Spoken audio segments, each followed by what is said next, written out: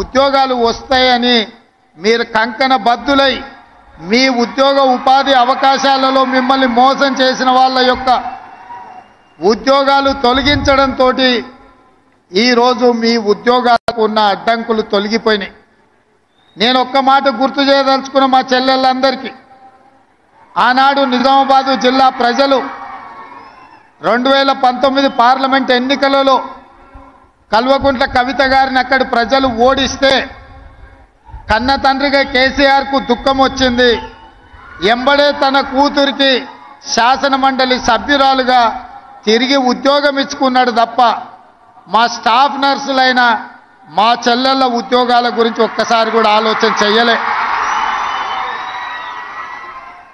నేను అడుగుతున్న ప్రతిపక్ష నాయకుడైన చంద్రశేఖరరావును, ఎప్పుడు నీ కుటుంబము, నీ బిడ్డ, నీ కొడుకు, నీ అల్లుడు వాళ్ళ ఉద్యోగాల గురించైనా నీ ఆలోచన?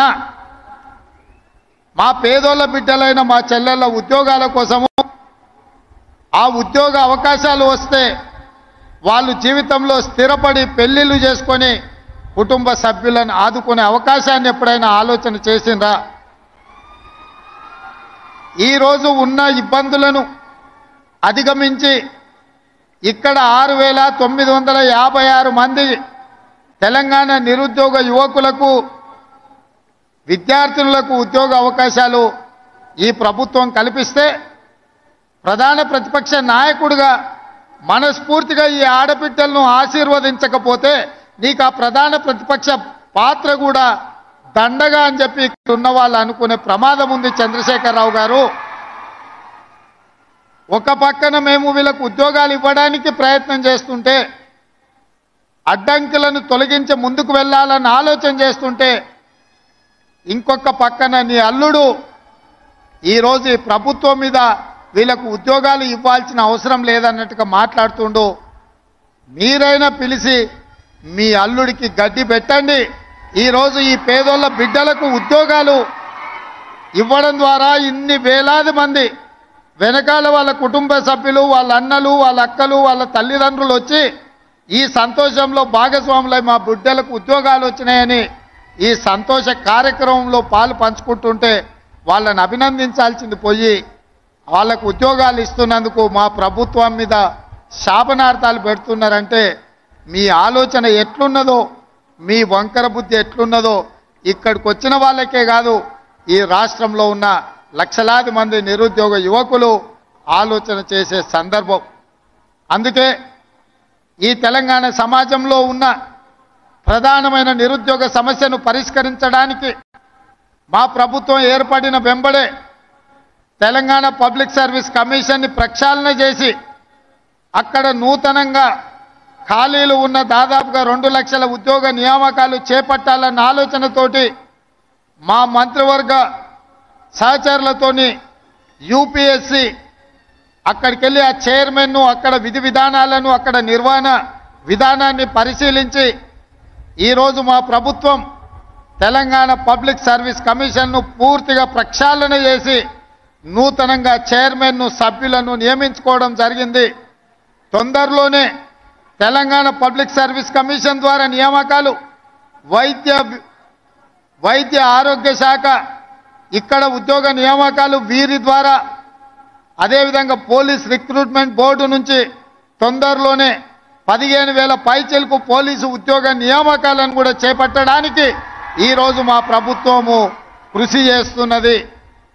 మా బాధ్యత, మాకు ఉద్యోగాలు వచ్చినాయని మేము సంతోషంగా మా కుటుంబ సభ్యులతో విలాసవంతమైన జీవితం గడపడం కాదు, రోజుకు 16 నుంచి 18 గంటల వరకు పనిచేస్తూ మా మంత్రివర్గ సభ్యులు ఏ విధంగా ఈ నిరుద్యోగ సమస్యను పరిష్కరించాలి, మీ జీవితాలలో, మీ కళ్ళల్లో వెలుగులు చూడాలి, సంతోషాన్ని చూడాలి అని ఈ ప్రభుత్వము కృషి చేస్తున్నది. తప్పకుండా ఈ తెలంగాణ నిరుద్యోగ యువకుల యొక్క కళ్ళల్లో సంతోషం చూడడానికి మా ప్రభుత్వం కట్టుబడి ఉన్నది. శ్రీమతి సోనియమ్మ ఆశీర్వాదంతో ఏర్పడ్డ ఈ తెలంగాణ రాష్ట్రంలో రాహుల్ గాంధీ గారి నాయకత్వంలో, మల్లికార్జున్ ఖర్గే గారి నేతృత్వంలో తెలంగాణ రాష్ట్రాన్ని మరింత బలోపేతమైన తెలంగాణగా నిర్మించడమే కాదు, విధ్వంసమైన తెలంగాణను పునర్నిర్మించడంలో మా శాయశక్తుల కష్టపడతాం. మీకోసమే అహర్నిశలు కృషి చేస్తాం. నిరుద్యోగ యువకులకి వేదిక మీద నుంచి నేను భరోసా ఇస్తున్నా. సంవత్సరం తిరిగే లోపల 2 లక్షల ప్రభుత్వ ఉద్యోగ ఖాళీలను భర్తీ చేసే బాధ్యత మాది. ఇచ్చిన మాట నిలబెట్టుకుంటాం. ఆనాడు 2004లో తెలంగాణ రాష్ట్రాన్ని ఇస్తానని కరీంనగర్ గడ్డ మీద నుంచి శ్రీమతి సోనియా గాంధీ గారు మాట ఇచ్చిండ్రు. ఇచ్చిన మాట నిలబెట్టుకొని 2014లో తెలంగాణ రాష్ట్రాన్ని ఏర్పాటు చేయడం జరిగింది. అలాంటి మాట తప్పని మడమ తిప్పని శ్రీమతి సోనియా గాంధీ గారి నాయకత్వంలో ఏర్పడ్డ ఈ ప్రభుత్వం మీకు ఇచ్చిన మాట నిలబెట్టుకుంటుంది. మీ నిరుద్యోగ యువకుల యొక్క ఆకాంక్షలను నెరవేర్చడానికి తప్పకుండా 2 లక్షల ప్రభుత్వ ఉద్యోగ ఖాళీలను భర్తీ చేస్తాం. మీ కళ్ళల్లో ఆనందం చూసి ఫామ్ హౌస్లో ఉన్న వాళ్ళు కుళ్ళుకున్నా,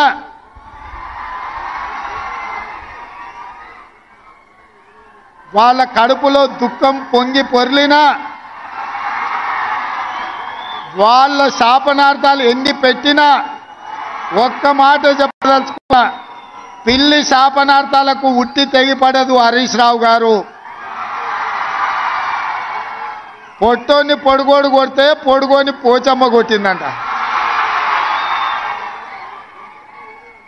హరీష్ రావు, మేము ఉద్యోగాలు ఇస్తుంటే అవాకులు చవాకులు పలుకుతున్నావు కదా, ఒక్కసారి ఇక్కడున్న కెమెరామెన్లకు నేను వాళ్ళ సంతోషాన్ని చూడండి, ఆడబిడ్డల కళ్ళల్లో ఆనందాన్ని హరీష్ రావుకు వాళ్ళ మామకు చూపించండి. పేదోళ్ళ పిల్లలకు ఉద్యోగాలు ఇస్తే, ముఖ్యంగా ఆడబిడ్డలను ఆదుకుంటే ఆ సంతోషం ఎట్లుంటుందో ఆ కుటుంబానికి చూపించండి. మీ కుటుంబంలో ఉన్న వాళ్ళందరికీ ఉద్యోగాలు ఇవ్వడం కాదు, మా పేదోళ్ళ బిడ్డలకు వాళ్ళ కుటుంబాలలో చదువుకున్న యువతీ యువకులకు ఉద్యోగాలు ఇస్తే ఆనందం ఎట్లుంటుందో, ఈ మరవలేని ఆనందమైన క్షణాలు ఈ ఎల్బీ స్టేడియంలో నలుమూలల ఈ సంతోషం అలుపుకున్న ఈ పూర్తి వీడియోను అటు చంద్రశేఖరరావు ఇటు హరీష్ రావుకు చూపించాల్సిందిగా కోరుకుంటూ, ఈరోజు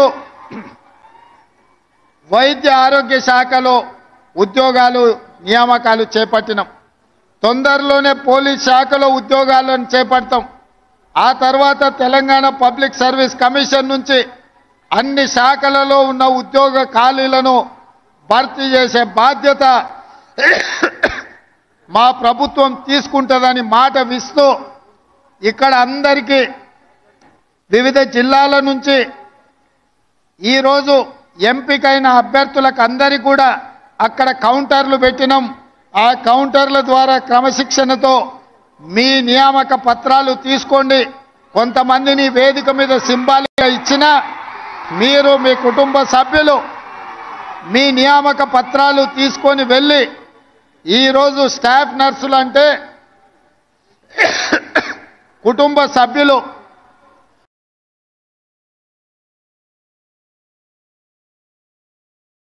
వాళ్ళకు కూడా కన్న కూతుర్లలాగా వైద్యాన్ని అందించేది మీరు. మీరు డాక్టర్లు మీరే, డాక్టర్లు మీరే. కష్టంలో వచ్చిన వాళ్లకు ఒక నమ్మకాన్ని విశ్వాసాన్ని కల్పించి వాళ్ళని ఆరోగ్యం కుదుట పడే విధంగా సపర్యలు అందించేది మీరే. ఖచ్చితంగా ఒక ఆరోగ్యవంతమైన తెలంగాణను నిర్మించుకోవాలి అని అంటే మీ శ్రమ, మీ కృషి, మీ కష్టం ఉంటుంది.